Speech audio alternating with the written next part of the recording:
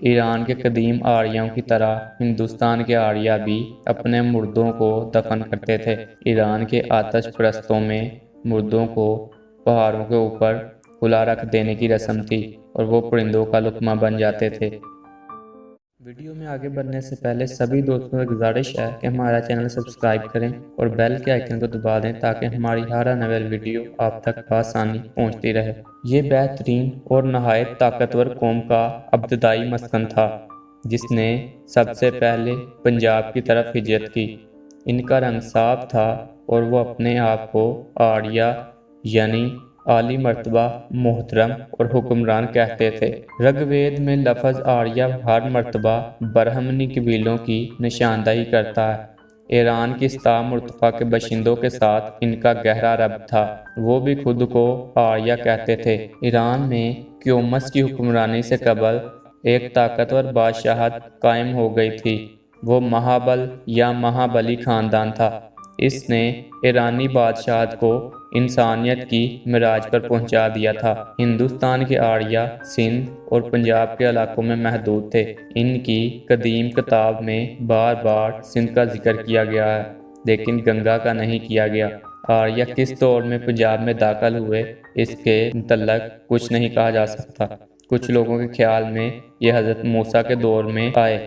رگ وید میں بیان کی گئی شہادت کے مطابق وہ 1500 قبل مسیح تک ہندوستان کے شمال تک نہیں پھیلے تھے۔ قریباً 1000 قبل مسیح میں آریہ اس ملک پر قابض ہوئے۔ ماہرین اس زمین کو دریائے سندھ کے دہانے بتاتے ہیں۔ پنجاب میں آریوں کی زندگی عسکری اور مردانہ تھی۔ وہاں ان میں جنگجوانہ جذبہ پروان چڑھا۔ ہمالیہ کے برف پوش پہاڑوں اور ان کی بلند و بالا دیواروں پر اپنے دیوتاؤں کی جنت بنا رکھی تھی۔ وہ کپڑا بننے، سوت کاتنے کے فنون اور چمڑے کے کام سے بھی آشنا تھے۔ آریوں کے دور میں لڑکی کو اپنے پسند کا خاوند منتخب کرنے کی اجازت تھی۔ شادی کی رسم بڑی سادگی سے ادا کی جاتی تھی۔ اگرچہ بچپن کی شادی کی مکمل طور پر ممانعت تو نہیں تھی لیکن پھر بھی اس کی حوصلہ افزائی نہیں کی جاتی تھی۔ عورت کو آج کے مقابلے میں بلند مرتبہ حاصل تھا۔ ویداؤں نے ستی جیسے ہولناک جرم اپنے خاوند کی چتا پر زندہ جل جانے کی اجازت نہیں دی۔ اس کے برعکس اسے زندگی کی طرف واپس لوٹ آنے کی اجازت تھی۔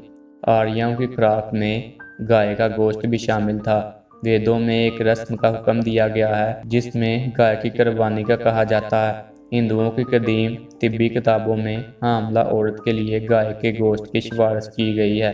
ہندوستان میں آباد ہونے والی آریہ قوم شراب خور تھی۔ وہ آزادانہ طور پر سوم رس اور شراب پیتے تھے۔ دانشور اور بزرگ سوما کے کثیر کردہ میٹھے رس کو پیتے تھے۔ ایران کے قدیم آریوں کی طرح ہندوستان کے آریہ بھی اپنے مردوں کو دفن کرتے تھے۔ ایران کے آتش پرستوں میں مردوں کو پہاڑوں کے اوپر کھلا رکھ دینے کی رسم تھی اور وہ پرندوں کا لقمہ بن جاتے تھے۔